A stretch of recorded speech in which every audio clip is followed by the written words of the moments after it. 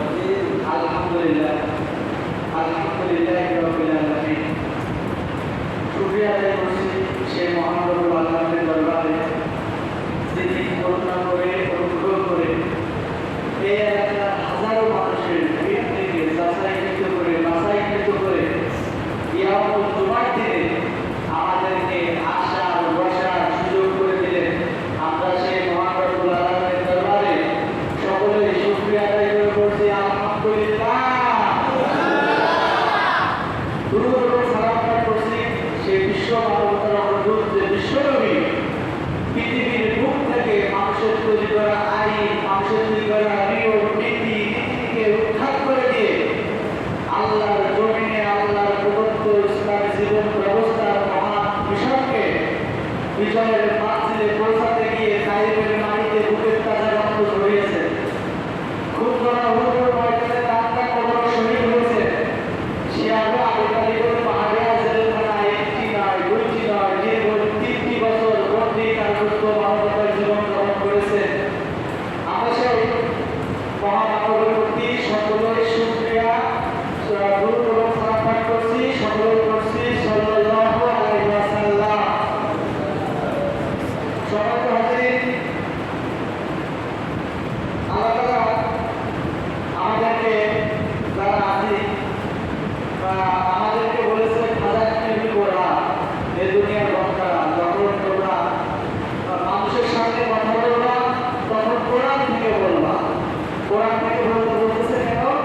তার কারণ আল্লাহ তাআলা কোরআন কারীমের শুরু থেকে জানিয়ে দিয়েছেন, যালিকাল কিতাবু লা রাইবা ফীহি, this is the Quran, there is no doubt about ইট।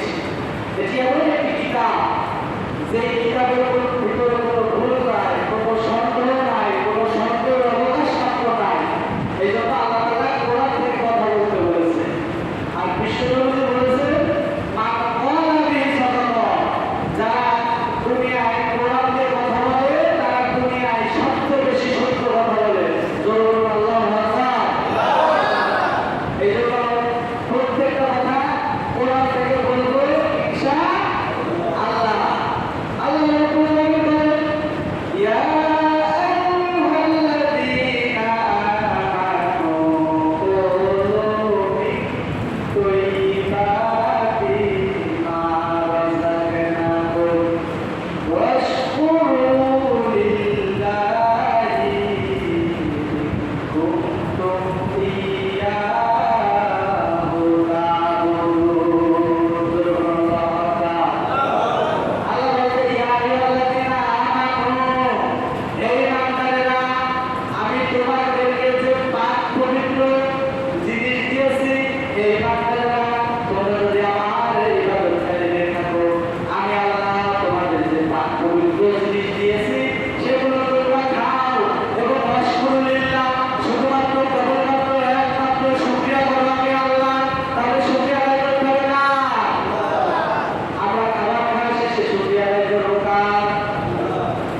স্ত্রীদেরকে মারার সময় শুকরিয়া আদায় করবো কার? না, স্ত্রীদেরকে মারা যাবে না, স্ত্রীদেরকে মারা যাবে না। কারণ বিশ্বনবী স্ত্রীদেরকে মারতে নিষেধ করেছে। আমরা অনেক জায়গায় দেখি গরিব ঘরের মেয়ে যৌতুক দিতে পারে না, মারতে মারতে হাত ভেঙে দিয়েছে, পা ভেঙে দিয়েছে, এরকম কারণ আছে না? নেই? আছে। আপনি কারে মারেন? আপনি যারে মারেন এটা তো আপনার কলিজার টুকরা। আপনি যারে মারেন যখন তার বাবা মা সুস্থ ভাবে যে আমার মেয়ে অনেক কষ্টে আছে, ওই মেয়ের বাবার কলিজাটা পেটে চলছে হয়ে যায়। এই জন্য স্ত্রীদেরকে মারা যাবে না। অনেক আগে পেপার পত্রিকায় দেখছিলাম, মারতে মারতে চোখ তুলে নিয়েছে, হাত তুলে গেছে। না, বিশ্বনবী বলেছে, কোন স্বামী যদি মারা যায়, স্ত্রী যদি সার্টিফিকেট দেয় যে আমার স্বামী বড্ড ভালো মানুষ ছিল, অনেক ভালো মানুষ ছিল, বিশ্বনবী বলেছে নিঘাত ওই স্বামী আল্লাহর জান্নাতি। জোরে আল্লাহু আকবার। আর কোন স্ত্রী যদি মারা যায়, কোন স্বামী যদি বলে আমার স্ত্রী অনেক ভালো মানুষ ছিল, আমি আমার স্ত্রীর উপরে সন্তুষ্ট, বিশ্বনবী বলেছে স্ত্রীও নিঘাত আল্লাহর জান্নাতি। জোরে আল্লাহু আকবার। এই জন্য সবসময় স্ত্রীদের উপরে ভালো ব্যবহার করবেন। এতকাল সে একটা চিরপরিচিত জায়গায় সে ছিল, তার পাশে তার বাবা ছিল, মা ছিল, আত্মীয়-স্বজন ছিল, পাড়া প্রতিবেশী ছিল। এখন আপনার সাথে ধোঁকা হয়েছে, এখন তার কেউ নাই, আপনি এখন সবচেয়ে তার ভালো বন্ধু। আপনি যদি এই মেয়েটার উপরে নির্যাতন করেন, তা মেয়েটা যাবে কোথায়? আল্লাহ তাআলা আমাদের দাম্পত্য জীবনকে সুখময় করুন। সকল বলছে আমিন। আল্লাহ রাব্বুল আলামিন বলেন, ইয়া আইয়ুহাল্লাযীনা আমানু ওয়া আমিলুস সালিহাতি কানাত লাহুম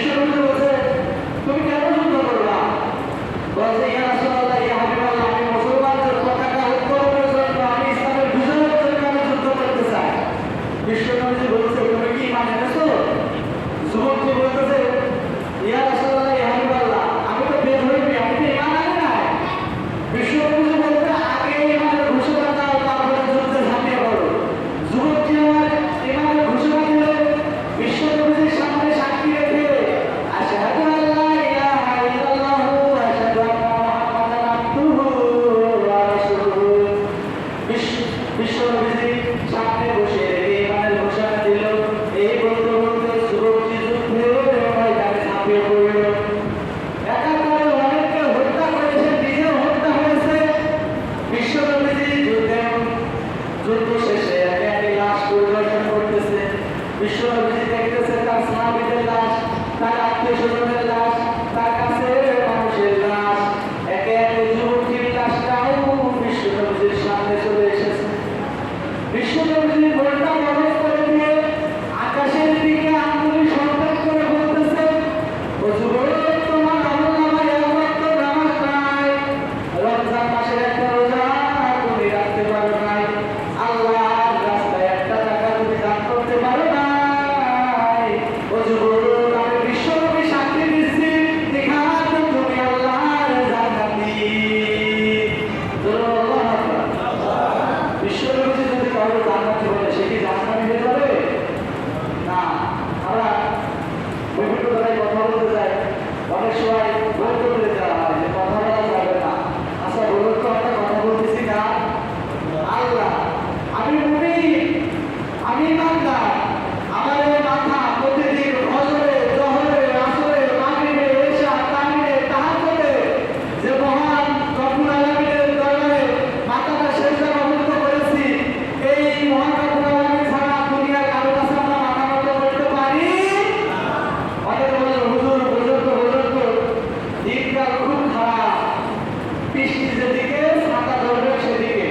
এবার আপনি যে বক্তব্য দিয়েছেন এটা ইমানদারের বক্তব্য না, এটা মুমিনের বক্তব্য না। আপনি যে বক্তব্য দিয়েছেন এটা মুনাফিকের বক্তব্য। কথা বলা ঠিক না? কারণ মুনাফিকরা সুবিধাবাদ জিন্দাবাদ, সুবিধা যেদিকে মুনাফিকরা সেই দিকে। দিনকাল খুব খারাপ। আমি বলি অতীতের জামানার তুলনায় দিনকাল এখন অনেক ভালো। অতীতের জামানার তুলনায় দিনকাল এখন অনেক ভালো। আপনি ফিরে যান মুসা সাল্লামের জামানায়, তখন কি দিনকাল ভালো ছিল? মুসা সাল্লাম পৃথিবীতে আসবে, ফেরাউন বলল আসতে দেওয়া যাবে না। 1 বছরের মায়ের কোল থেকে জীবন্ত শিশু কেড়ে নিয়ে 80,000 বানি ইসরায়েলের শিশু পুত্রকে জীবন্ত জবাই দিয়েছে মায়ের সামনে। আপনি ফিরে যান ইব্রাহিম সাল্লামের জামানায়, তখন কি দিনকাল ভালো ছিল? ইব্রাহিম আলাইহিস সালাম দুনিয়ায় আসবে, মৃত্যুর বিরোধিতা করলেন, মৃত্যুর বরদাস্ত করতে পারলেন না। ইব্রাহিম আলাইহিস সালামকে হত্যা করার জন্য এত বড় আগুনের কুণ্ডলী তৈরি করা হয়েছে যে আগুনের কুণ্ডলীর উপর দিয়ে কোনো পাখি পর্যন্ত উড়ে যেতে পারে না। আচ্ছা আপনারা বলেন তো, একজন ইব্রাহিম সাল্লামকে হত্যা করার জন্য এত বড় আগুনের কুণ্ডলী কি দরকার আছে? বন্ধুরা, মানুষ যখন বিপদে পড়ে সবাই দূরে চলে যায়, অন্তত মা বাবা তো পাশে থাকে। ইব্রাহিম সাল্লামের মাথায় শিকলি বেঁধে